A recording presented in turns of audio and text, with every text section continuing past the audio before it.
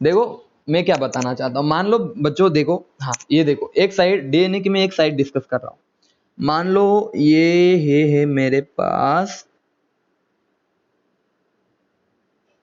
देखो DNA deoxy, ठीक है ना, बोले तो ये हाइड्रोजन आ जाएंगे इधर दोनों, OH नीचे आ जाएगा, CH2OH इधर आ जाएगा, CH2OH, और इधर आ जाएगा आपका, इधर आ जाएगा, मान लो आपका इधर आ जाएगा एडेनिन है, ठीक है ना, आप मैंने जनरल कंसीडर किया है एडेनिन है, यहाँ पे ले लेता हूँ एडेनिन, ठीक है ना बच्चों, जो कि एक प्यूरिन है आपका, ठीक है प्यूरिन है। तो मुझे बताओ साइड वाले स्ट्रैंड पे मान लो डीएनए का ये एक, इधर ऐसा होता है ना, ये एक दूसरा स्टैंड, मान लो ये वाला स्टैंड है बच्चों, देखना अच्छे से, रुक जाओ, मान लो बच्चों ये वाला स्ट्रैंड है, ये दिख रहा है ना आपको इधर वाला, ये मान लो इधर वाला स्ट्रैंड है, ठीक है ना, और दूसरा स्ट्रैंड में इसके सामने निकाल देता हूं, इसका अपोजिट, जस्ट अपोजिट, तो कैसे आएगा, एडेनिन को कौन डबल बॉन्ड बनाएगा, थायामीन, तो यहाँ पे लिख देता हूँ थायामीन, वेरी गुड, थायामीन लिख दिया। उसके बाद सेम लिंकेज बनाओ यार, आप समझदार हो अभी, देखो ऑक्सीजन, आप कोशिश करो, इधर दो देखो ये दो हाइड्रोजन सिमिलरली नीचे, देखो आपको कोई स्ट्रक्चर नहीं पूछने वाला, ठीक है ना, मैं बस बता रहा हूं आपसे कि आपको समझ में तो आ रहा है ना कि क्या मतलब लिंकेज किस तरह से, बोलो बोलो जल्दी, आपको समझ में आ रहा है ना, आपको कोई पूछेगा ना स्ट्रक्चर निकालो, लेकिन आपको कनेक्टिविटी आ गई, मान लो, अरे यार देखो, मान लो मेरा ये एक स्ट्रैंड है डीएनए का, और ये दूसरा स्ट्रैंड है, तो इन दोनों के बीच में होगा डबल बॉन्ड, आप क्लियर हो गया सबको मैं क्या बताना चाहता हूँ, ठीक है ना। तो देखो अब इधर वाला तो मैं रफ कर दूंगा, ठीक है ना, ये हमें कोई लेना देना नहीं, इधर वाला देखो काम की चीज हमें पढ़नी सिर्फ, ठीक है ना। अब आपको क्या करना है पता है, आपको क्या करना है बच्चों, बहुत अच्छे से सुनना, आपको क्या करना है, देखो मैं क्या करता हूँ, आपको वो वही चीज करनी है जो मैं कर रहा हूँ, ठीक है ना, तब जाके आपको सारे चीजें समझ में आएगी। यहाँ पे ना ये दिख रहा है ना आपको, ये वाला, इसको रफ कर देना है, रम बोले तो सर। अब यहाँ पे मैंने क्या किया, ये मेरे पास, ये मेरे पास CH2 है, देखना ये CH2O, इधर O है ना, इसके आगे लगा दो फॉस्फेट ग्रुप, और ये होगा फॉस्फेट ग्रुप, ठीक है ना। सिमिलरली इसके नीचे भी, देखो इसके नीचे भी आपको सेम चीज बनानी है, मान लो क्योंकि डीएनए पढ़ रहे तो राइबोज ही बनाओ भाई, ये हाइड्रोजन हाइड्रोजन ये तो सेम रहेगा। मान लो इधर मैंने लगा दिया, क्या लगाओ बोलो, इधर लगा दो ग्वानिन, मान लो इधर ग्वानिन लगा दिया मैंने, ग्वानिन, ठीक है ना। अब मुझे बताओ ग्वानिन के साथ ट्रिपल बॉन्ड होगा, ये हाँ ये वाले जो बॉन्ड बनेंगे ना, किसके साथ बनेंगे ग्वानिन का, साइटोसिन के साथ, सही ना। आवाज नहीं आ रही क्या मेरी बच्चों, आवाज आ रही है मेरी अच्छे से, एडेनिन का बनेगा थाइमिन के साथ, आवाज आ रही है रे, अच्छा ब्रेक हो रही है, आप क्लियर है बताओ, अब क्लियर है आवाज, बताओ जल्दी से। देखो क्लियर है रे बहुत लोगों को, सुनो अभी अच्छे से। तो आपको अभी मैंने बताया, यहाँ पे जी लिख देता हूँ, ठीक है ना यार, बहुत समझ रहे हो ना यार आप। ATGC, मान लो डीएनए की बात करो इसलिए ATGC, यहाँ पे लिख देता हूँ A, इधर लिख देता हूँ T, डबल बॉन्ड G और C में आ जाएगा। और भाई ये बॉन्ड जो बना रहा हूँ, ये हाइड्रोजन बॉन्डिंग होगी, हाइड्रोजन बॉन्ड, ये हाइड्रोजन बॉन्ड होते हैं दो, ये होते हैं हाइड्रोजन बॉन्ड, ठीक है ना, ये हाइड्रोजन बॉन्ड होते हैं, तो इनको डिटेल में बढ़ा सकता था लेकिन अभी कोई जरूरत नहीं है, इनमें हाइड्रोजन बॉन्ड बनते, मान लो ग्वानिन बनाओ, एक तरफ आप ग्वानिन बनाओ, दूसरी तरफ साइटोसिन बनाओ, और उनके स्ट्रक्चर में हाइड्रोजन बॉन्डिंग बन जाती है, ठीक है ना। तो अभी आपको कोई रिक्वायरमेंट नहीं इतना डिटेल में जाने की, मैं बना के दिखा भी सकता था लेकिन रिक्वायरमेंट नहीं है, ठीक है ना। बोलो क्लियर है सबको ATGC। अब देखना, अब आप क्या करो सर, फिर से इधर लगा दो P डबल बॉन्ड फॉस्फेट लगा दो इधर, देखो O, यहाँ पे O, ये फॉस्फेट हो गया आपका मान लो। अब आप क्या करो देखना, अभी मैं क्या कर रहा हूँ, याद रखना, ये वाला जो ऑक्सीजन है ना, ये थर्ड, ये इसके लोन पेयर यहाँ पे डोनेट कर देगा फॉस्फोरस के पास, और डोनेट करने के बाद देखो मैं क्या बना रहा हूँ अभी, इसके ऊपर आ जाएगा निगेटिव चार्ज, समझो अच्छे से, इसके ऊपर आ जाएगा निगेटिव चार्ज, देखो PO फिर 3- हो गया, और यहाँ पे हाइड्रोजन चला जाएगा, और यहाँ पे जो बॉन्ड बनेगा ये वाला बॉन्ड, दिख रहा है सबको। देखो अभी मैं नंबरिंग करता हूँ बच्चों, बहुत अच्छे से सुनना, 1 2 3 4 5, अब अच्छे से देखो, ये वाला जो एंड था ना कार्बन नंबर, ये 5 प्राइम था, एक 5 नंबर का कार्बन था और ये था 3'। समझे? कभी कभी आपने नोटिस किया 5' और 3' का मीनिंग क्या है? कभी नहीं, आपने तो बस इतना ही पढ़ा था, एक स्ट्रैंड और दूसरा स्ट्रैंड, ये 5' टू 3' और ये 3' टू 5'। भाई अब समझ में आया? ये होता है 3' से कौन सा बॉन्ड होता है, देखो अब देखो अच्छे से, ये होता है 3' और 5' का मीनिंग कि ये मान लो 3' से स्टार्ट हुआ इधर से 5' से, तो 3' पे खत्म होगा, ये भी वापस से 5', ये कौन सा आ जाएगा आपका, बताओ जल्दी, 3' आ जाएगा। और इस बॉन्ड को बोलते, ये जो बॉन्ड दिख रहा है ना आपको, स्ट्रक्चर से कोई लेना देना नहीं, ये जो बॉन्ड दिख रहा है ना, इसे हम बोलेंगे फॉस्फो डाई ईस्टर बॉन्ड। समझे आप? Phosphodiester bond. क्या क्लियर है सबको? तो देखो बच्चों, क्वेश्चन देखो अभी, इसको हम बोलेंगे फॉस्फो डाई ईस्टर बॉन्ड। अब अच्छे से देखो क्वेश्चन क्या क्या आएंगे। देखो अभी मैं क्वेश्चन, आपको समझ में आया ना लिंकेज वगैरह किस तरह की होगी, बस क्वेश्चन सुनो अभी अच्छे से क्या क्या होंगे। मान लो देखो अभी अच्छे से, बहुत अच्छे से सुनना इस चीज को। मान लो बच्चों, ये डीएनए का 2 स्ट्रैंड है, ठीक है ना बच्चों? हाँ, बायोलॉजी में आपने वाटसन और क्रिक मॉडल पढ़ा होगा, उसको एक बार देख लेना फॉर बायोलॉजी स्टूडेंट, कितना लेंथ होते हैं वगैरह वगैरह। मान लो ये हमारा 5' से 3' है, ठीक है ना, 5' से 3', तो इसका अपोजिट क्या होगा, 3' से 5'। अभी आपको क्लियर हो रहा होगा, अच्छा सर इस तरह से बॉन्डिंग होगी। मान लो इधर ए है, तो उसके इधर क्या होगा, टी होगा, इनमें होगा डबल बॉन्ड। मान लो एक तरफ जी है, तो इधर क्या होगा, सी होगा सर, ट्रिपल बॉन्ड, ये हाइड्रोजन बॉन्डिंग होगी सर जी। और अभी मैंने बताया, मान लो ऊपर ए टी है, बोलो ए टी जी सी, मान लो अब इन दोनों के बीच में, इसके नीचे मान लो ये एक स्ट्रैंड की तरफ है, ये दूसरा स्ट्रैंड है डीएनए का, और इन दोनों के बीच में कौन सा बॉन्ड होगा, बोलो जल्दी। ये न्यूक्लियो, अब बोलो ये न्यूक्लियोटाइड या कौन है, जल्दी बताओ। Now it is a nucleo, इसमें फॉस्फेट भी आ गया, बोले तो न्यूक्लियोटाइड से। समझे या नहीं समझे? तो nucleotides are the building blocks of DNA. तो न्यूक्लियोटाइड से मिलके क्या बनेगा, एक डीएनए बनेगा। क्या समझ में आया सबको? एक डीएनए छोटे छोटे न्यूक्लियोटाइड्स के एक दूसरे से पास आने से बनता है।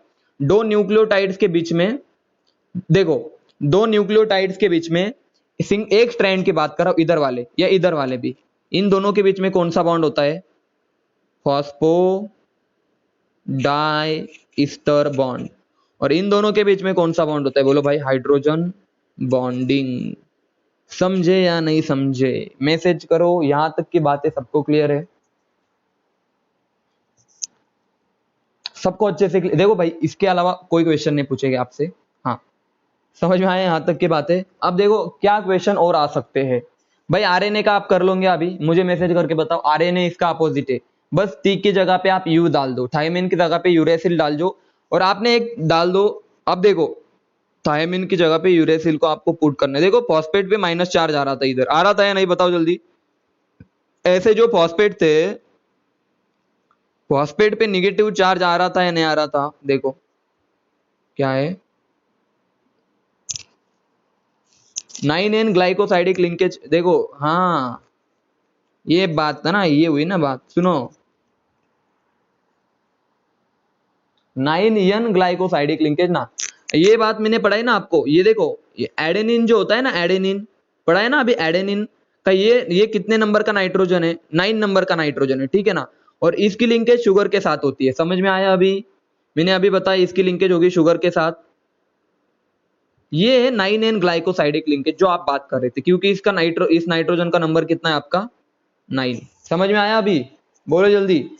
हाँ, अब होगा ये क्लियर? ये देखो इस तरह से मैंने बताया था, तो वो हो गया आपकी 9N ग्लाइकोसाइडिक लिंकेज, ठीक है। अभी देखो कोई भी क्वेश्चन हो, आप अच्छे से अभी एक एक स्ट्रक्चर को देख के सॉल्व कर सकते हो, मुझे पता है। और हाँ, इसके बाद मुझे एक चीज पढ़ानी है, आपके एग्जाम के कुछ क्वेश्चन कंप्लीमेंट्री बेस पेयर्स पे ऊपर बहुत सारे क्वेश्चन आते हैं कंप्लीमेंट्री बेस पेयर। चार का रूल्स पता है सबको? पढ़ाऊंगा, रुक जाओ, पहले ये कॉम्प्लीमेंट्री बेस पेयर खत्म करने दो। अब आपको डीएनए की बात कर रहा हूं, मान लो मैं डीएनए की बात कर रहा हूं, ठीक है ना, और आपको मैंने लिख के दिया ATGC CGG, ये था आपका 5' एंड, और ये था आपका 3 प्राइम में। तो बोलो इसका कॉम्प्लीमेंट्री क्या आएगा? तो ए का आएगा सर टी, और टी का आएगा सर ए, जी का आएगा सर सी, और सी का आएगा जी, सी का आएगा जी, और जी का सी, जी का सी। बोलो भाई क्लियर है? ये आ गया सर 3 प्राइम टू 5 प्राइम का कॉम्प्लीमेंट्री। ये बेसिक बात है। बोलो सबको क्लियर आए? बोलो समझ में आया सबको? अगर एक स्ट्रैंड पे ये वाली चीज है तो दूसरे स्ट्रैंड पे ये वाली चीज आएगी। लेकिन याद रखना एग्जामिनर क्या आपको इतनी आसान चीज देगा क्या? पता है ऑप्शन में क्या गिवन होता है? ऑप्शन में कुछ और ही गिवन होगा। क्या गिवन होगा पता है आपको? एग्जामिनर कभी आपको 3 प्राइम से 5 प्राइम की बात नहीं करेगा, वो बात करेगा 5 प्राइम से 3 प्राइम। तो इसकी जो कॉम्प्लीमेंट्री बनेगी ना, ये होगा तो इसको टिक करके आ जाना। अगर ये भी नहीं होगा ऑप्शन में, ये वाली चीज ऑप्शन में नहीं होगी, देखो उन्होंने पूछा इसका कॉम्प्लीमेंट्री निकालो, तो ऑप्शन में ये होना चाहिए था, लेकिन मान लो ये नहीं है तो क्या होगा पता है आपको? वो देगा 5 प्राइम से 3 प्राइम का, तो उल्टा काउंट करो क्या है बोलो? सी, उसके बाद बताओ सी, जी जी सी, जी जी सी, ए टी। समझे या नहीं समझे? तो ये भी आपके आंसर में गिवन हो सकता है। एक और एग्जांपल मैं ले लेता हूं, ठीक है ना? ये भी आपके ऑप्शन में गिवन होगा। फॉर एग्जांपल मैं वापस से बता रहा हूं, मान लो मैं आपको क्वेश्चन दे देता हूं, ए टी जी सी, सी लिख देता हूं, ठीक है ना? और आपसे पूछा है इसका कॉम्प्लीमेंट्री क्या होगा। ऑप्शन देखो ए बी सी और डी। ऑप्शन देखो, पहला ए टी जी सी जी, दूसरा दूसरा देखो टी ए जी सी सी, ये दूसरा है। तीसरा देखो, बहुत अच्छे से देखो, तीसरा देखो। हाँ, और हाँ याद रखना 5 प्राइम से 3 प्राइम गिवन होगा, और सारे पूछे भी 5 प्राइम से 3 प्राइम में पूछा है उन्होंने। तो देखो क्या यहाँ पे लिख देता हूं मैं एक और, तो मैं लिख देता हूं देखो, देखो जी जी, याद रखना जी जी सी ए, ये भी गिवन होगा आपके एग्जाम में, ठीक है ना? तो अब इन तीनों में से बताओ, पहले हम यार देखो क्या बताओ, अभी मैं इसको पहले मैं निकाल लेता हूँ, ठीक है ना? देखो पहले इसके कॉम्प्लीमेंट्री बनाओ, सुनो कॉम्प्लीमेंट्री हम मिलाएंगे 3 प्राइम से 5 प्राइम की तरफ, ठीक है ना? तो क्या आएगा? ए का आएगा सर टी, ए का आएगा सर टी, ठीक है ना? और टी का आएगा, बोलो जल्दी। हाँ वेरी गुड, सी ऑप्शन आएगा।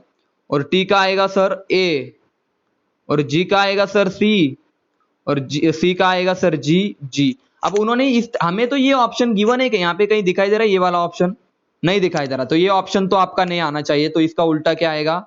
5 प्राइम से 3 प्राइम। बोले तो sir ji ji C A T. समझे या नहीं समझे? जल्दी बताओ। आपको घुमा फिरा के एग्जामिनर पूछ सकता है, तो आपको डरना नहीं है बिल्कुल भी, चाहे बायोलॉजी हो या फिर केमिस्ट्री हो, इस तरह के क्वेश्चन आ जाएंगे, आपको सॉल्व हो जाएंगे। बताओ जल्दी, कॉम्प्लीमेंट्री वाले क्वेश्चन सॉल्व हो जाएंगे। चारगाप्स रूल्स एक बार बता देता हूं मैं। चार गाप्स रूल, ठीक है ना? चार गाप्स रूल ये आप बचपन में भी पढ़ते हो, मैं बता देता हूं। उन्होंने क्या किया, सारे वुमेन्स को स्टडी किया। एक साइंटिस्ट था चारगाप नाम का, उसने सारे वुमेन्स को स्टडी किया, सारे एनिमल को स्टडी किया, मान लो एनिमल को स्टडी किया। और स्टडी करने के बाद उसने एक चीज ऑब्जर्व की, जो ए बाई टी का रेशियो था, एडेनिन और मतलब सारे डीएनए को स्टडी किया, और उसने ऑब्जर्व किया जो एडेनिन और थाइमिन का रेशियो था वो किसके बराबर था? ए के बराबर, 1 के बराबर। बोले तो सर क्या? हाँ 1 के बराबर था। बोले तो इनका जो मोलर मास था, हर डीएनए में इसका मोलर मास जो था उनका रेशियो 1 के बराबर था। सिमिलरली जी बाई सी का रेशियो भी क्या था बताओ? 1 के बराबर था। तो या फिर मैं इसको लिख सकता हूं क्या, यानी कि उसने एक और चीज कही, ये तो फर्स्ट बात थी कि इन दोनों का रेशियो, मतलब प्यूरिन्स का रेशियो और पायरेमिडिन्स का जो रेशियो आया वो कैसे आया जल्दी बताओ? वो 1 के बराबर आया। उसने ये भी कहा कि हमने दोनों की अगर एडिशन की, प्यूरिन्स ए प्लस जी, बोले तो प्यूरिन्स, ठीक है ना? और मतलब टोटल जो प्यूरिन हो गए, मैं लिख देता हूं टोटल प्यूरिन, वो किसका बराबर हो गए बोलो? थाइमिन और साइटोसिन, क्योंकि यूरेसिल तो नहीं है डीएनए में, ये डीएनए के लिए था, ठीक है ना? तो ये था आपका पायरेमिडिन के बराबर, टोटल पायरेमिडिन के बराबर, टोटल पायरेमिडिन के बराबर। बोलो भाई चारगाप्स रूल समझ में आया सबको? तो याद रखना this is all about DNA, RNA and nucleic acid. आपको इसके अलावा एज सच कोई डिफिकल्ट क्वेश्चन कोई एग्जामिनर नहीं पूछेगा। समझ में आया सबको? मैसेज करो। और मैंने बताया देखो फॉस्फेट के ऊपर निगेटिव चार्ज होता है, समझ में आया ना? देखो फॉस्फेट के ऊपर निगेटिव चार्ज होता है और इसी की वजह से, इस फॉस्फेट ग्रुप की वजह से आपका जो डीएनए होता है ना, डीएनए वो होता है आपका निगेटिव चार्ज, और इसी की वजह से करंट भी फ्लो होता है। आप समझ जाओ यार, समझ रहे हो ना थोड़ा बहुत? DNA is a good conductor of electricity. DNA is a good conductor of electricity. बोलो भाई। हाँ चलो ठीक है। ओ पता नहीं कॉल वगैरह आ गया होगा। हेलो, अब आ रही है आवाज? मैसेज करो, अब आ रही है आवाज क्लियरली? बताओ मैसेज करके। हाँ ठीक है। देखो मैंने अभी क्या कहा आपसे, बहुत अच्छे से सुनो। मैंने कहा डीएनए के ऊपर नेगेटिव चार्ज होता है, और किस वजह से होता है? बिकॉज डीएनए के अंदर कौन सा ग्रुप प्रेजेंट होता है बच्चों? डीएनए के अंदर फॉस्फेट ग्रुप प्रेजेंट होता है, उसके ऊपर नेगेटिव चार्ज आता है। ठीक है बच्चों, that's why DNA is a very good conductor of electric. कुछ भी क्वेश्चन आ जाए बोलो भाई। डीएनए समझ में आया सबको? सारे मतलब न्यूक्लियोटाइड, न्यूक्लियोसाइड, सारी चीजें क्लियर है, उनके स्ट्रक्चर। चलो अब जाके आप प्रीवियस ईयर के